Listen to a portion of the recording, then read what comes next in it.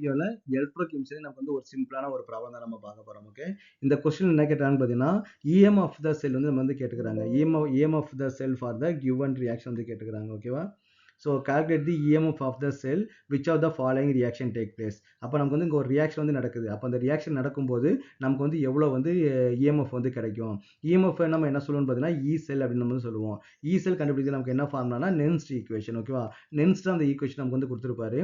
E cell which is equal to E naught cell minus 2.303 RT divided by NF log of product concentration divide by reactant concentration. அப்போ product சைடில் நமக்கு என்ன இருக்குது, nickel வந்து இருக்குது இல்லையா? அப்போ நிக்கல் 2+ கான்சன்ட்ரேஷன் டிவைட் பை நமக்கு என்ன வரும்னா Ag+ concentration Ag + the whole power நமக்கு என்ன வரும்னா 2 வந்து நமக்கு வந்து வரும். ஓகேவா? ஏன்னா இங்கே 2 கோஎஃபிஷியன்ட் இருக்குது. அப்போ 2 வந்து வரும். அப்போ நம்ம என்ன பண்ணியிருக்கிறோம், நிக்கலோட கான்சன்ட்ரேஷன் மட்டும் தான் அங்கே போட்டிருக்கிறோம். ஏன் சில்வரோட ஏஜியோட கான்சன்ட்ரேஷன் நம்ம போடலை? நமக்கு ஃபார்முலா என்ன, product concentration divide by reactant concentration. Product சைடில் நிக்கலும் இருக்குது, ஏஜியும் இருக்குது. அப்போ நிக்கலை மென்ஷன் பண்ணியிருக்கிறோம், ஏஜியை மென்ஷன் பண்ணியிருக்கிறோம். ஏன் ஏஜி வந்து மென்ஷன் பண்ணலை? ஏன்னா ஏஜி வந்து பார்த்தீங்கன்னா சாலிட் ஸ்டேட்டில் வந்து இருக்குது. அப்போ கான்சன்ட்ரேஷன்றது only applicable for the solution. Solution மட்டும் நமக்கு வந்து கான்சன்ட்ரேஷன் வந்து இருக்கும். அப்போ சில்வர் வந்து பார்த்தீங்கன்னா மெட்டலுக்குலாம் கான்சன்ட்ரேஷன் நமக்கு வந்து 1 தான். அதனால பண்ணால் நிக்கலுக்கும் நம்ம வந்து கான்சன்ட்ரேஷன் வந்து 1 அண்ட் சில்வருக்கும் கான்சன்ட்ரேஷன் 1. அதனால நம்ம வந்து யூஸ் பண்ணியிருக்க மாட்டோம். ஓகேவா? எப்பவுமே அயான்ஸாக இருக்கிறது தான் அது வந்து சொல்யூஷன் ஸ்டேட்டில் வந்து இருக்குதுன்னு அர்த்தம். அதோட கான்சன்ட்ரேஷன் மட்டும் தான் நமக்கு வந்து யூஸ் பண்ணுவோம். அதனால இங்கே nickel 2+ concentration divide by Ag+ concentration வந்து நமக்கு வந்து இங்கே யூஸ் பண்ணுறோம். ஓகேவா? அப்போ நம்ம என்ன பண்ணோம், நெக்ஸ்ட் வந்து அந்த வேல்யூலாம் நீங்கள் வந்து சப்ஸ்டிட் பண்ணுங்க. இங்கே நம்ம வந்து E0 செல் வந்து கொடுத்துருக்காங்க. E0 செல்ன்றது வேற, E செல்ன்றது வேற. E0 செல்ன்றது என்னது, ஸ்டாண்டர்ட் கண்டிஷன். அப்போ ஸ்டாண்டர்ட் கண்டிஷன்னா அதை மெஷர் பண்ணும்போது நம்ம எக்ஸாக்டா 1 மோல் கான்சன்ட்ரேஷன் யூஸ் பண்ணியிருப்போம், 1 பார் ப்ரெஷர் வந்து யூஸ் பண்ணியிருப்போம்.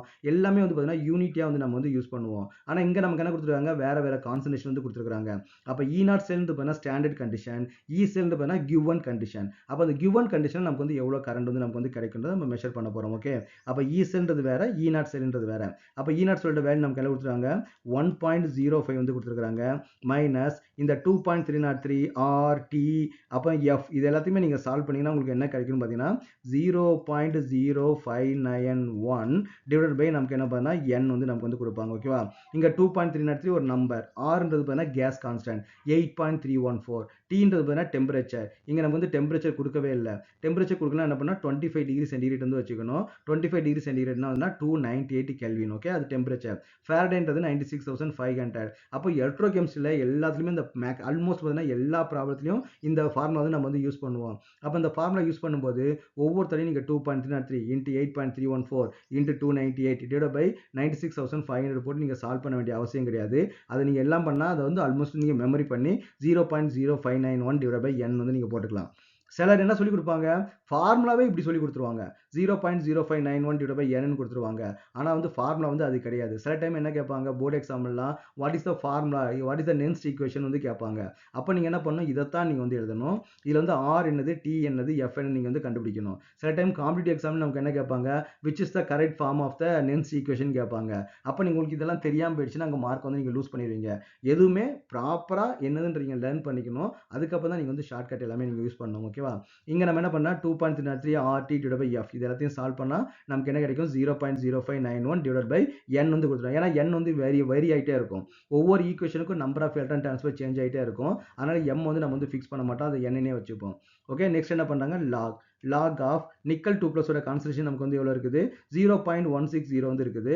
அதை நம்ம வந்து 1.6 இன்ட்டு 10⁻⁻1 நம்ம எடுத்துப்போம். ஓகே, டிவைட் பை சில்வரோட கான்சன்ட்ரேஷன் நமக்கு என்ன இருக்குது, 2 into 10⁻⁻3 2 into 10⁻⁻3 the whole power நமக்கு என்னன்னா 2 வந்து இருக்குது. நீங்கள் ஸ்டெப் பை ஸ்டெப்பாக சால்வ் பண்ணுங்க, ஒன்றும் நமக்கு வந்து அவசரம் கிடையாது. 1.05 மைனஸ் 0.0591 டிவைட் பை இந்த ரியாக்ஷன் எத்தனை எலக்ட்ரான் வந்து டிரான்ஸ்ஃபர் ஆகுது, 2 எலக்ட்ரான் வந்து டிரான்ஸ்ஃபர் ஆகுது இல்லையா? இப்போ இங்கே நிக்கல் என்ன இருக்குது, நிக்கல் வந்து 2+ வந்து மாறி இருக்குது.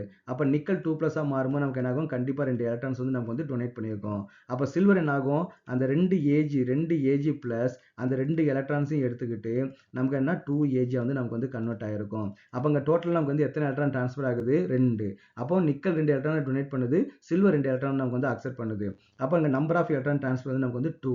நெக்ஸ்ட் என்ன பண்ணலாம், log of 1.6 into 10⁻⁻1 divided by 2 2s are 4 இல்லையா, 4 into 10⁻⁻6 வந்து போட்டுக்கலாம். ஓகே, அப்போ என்ன வேல்யூ வந்து 1.05 மைனஸ் இதை 2 ஆல் டிவைட் பண்ணால் நமக்கு என்ன வரும் 0.02 சார் 4 ரிமைனிங் 1 19 9 2 சார் வந்து 18 ரிமைனிங் 1 5 2 சார் 10 5 வந்து நமக்கு வந்து வருது.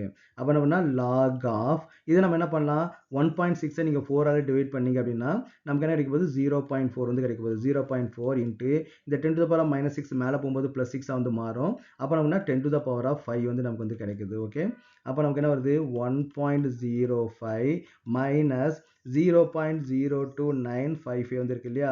நிறைய பேர் என்ன பண்ணுவாங்க இங்கே இந்த வேல்யூ வந்து நமக்கு வந்து மைனஸ் பண்ணிடுவாங்க. இந்த இதுலேருந்து நமக்கு வந்து இந்த வேல்யூ நமக்கு வந்து மைனஸ் பண்ணிடுவாங்க. அப்படி நம்ம வந்து பண்ணக்கூடாது. ஓகேவா, ஏன்னா இங்கே என்ன இருக்குது இங்கே மல்டிபிகேஷன் இருக்குது. இந்த மல்டிபிகேஷனை சால்வ் பண்ணதுக்கு அப்புறம் தான் நம்ம வந்து என்ன பண்ணணும் இது வந்து மைனஸ் பண்ணணும். நிறைய பேர் இங்கேயே நீங்கள் மைனஸ் பண்ணிடுவீங்க. அப்போ தப்பான ஆன்சர் வந்து நமக்கு வந்து வந்துடும். அப்போ லாக் ஆஃப் வந்து பார்த்தீங்கன்னா இதை நம்ம எப்படி எழுதிக்கலாம் lock of 4 into 10 to the power of 4 வந்து நமக்கு எழுதிக்கலாம். இந்த வேல்யூவை நீங்கள் என்ன பண்ணுறீங்க பெரிய வேல்யூவாக மாற்றுறீங்க. 0.4லேருந்து 4 பிக்கர் நம்பராக மாற்றுறீங்க.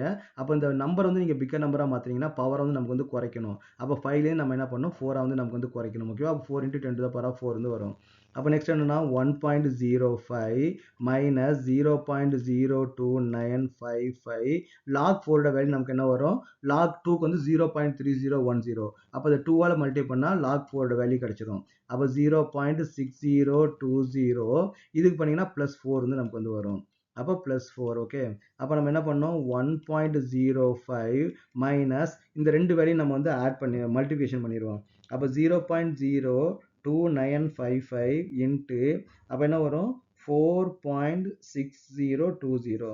இது ரெண்டு நம்ம வந்து ஆட் பண்ணும்போது நமக்கு என்ன வருது மைனஸ் 0.136 நம்ம எடுத்துப்போம். அப்போ அந்த ரெண்டு வேலையும் நமக்கு வந்து மைனஸ் பண்ணும்போது நமக்கு என்ன கிடைக்குது 1.05 மைனஸ் 0.136 which is equal நமக்கு என்ன வருது ஃபைனல் ஆன்சர் 0.914 வந்து நமக்கு வந்து வருது.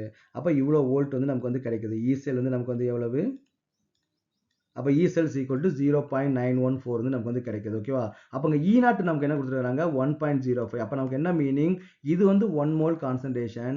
இதே நீங்கள் வந்து 1 மோல் கான்சன்ட்ரேஷன் யூஸ் பண்ணீங்க அப்படின்னா நமக்கு வந்து E0 வேல்யூ வந்து கிடைக்கும். ஆனால் நம்ம வந்து கான்சன்ட்ரேஷன் என்ன பண்ணுறோம் நம்ம மாற்றுறோம். வேறு கான்சன்ட்ரேஷன் மாற்றும் போது நமக்கு என்னன்னா இந்த வேல்யூ வந்து நமக்கு வந்து கிடைக்கும். அப்போ இந்த கான்சன்ட்ரேஷனுக்கு அப்போ வேல்யூ நமக்கு என்ன வரும் எவ்வளோ வோல்ட் கிடைக்கும் 0.914 வந்து வோல்ட் வந்து கிடைக்கும்.